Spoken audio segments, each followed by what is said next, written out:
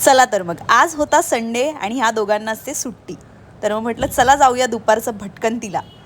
अभिची building माझ्या शेजारीच आहे आणि तिकडे काकू उभे असतात, पण आज नव्हत्या, नाही तर मी नेहमी त्यांना हाय करून जाते.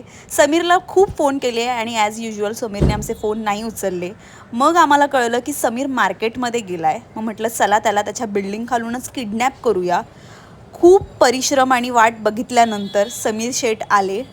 मग त्याला म्हटलं की तुझ्या पप्पांचीच गाडी काढ, माझ्या गाडीत पेट्रोल खूप कमी होतं. पप्पांची गाडी असल्यावर हाच बेनिफिट असतं की पेट्रोल नेहमी टाकी फुल असते.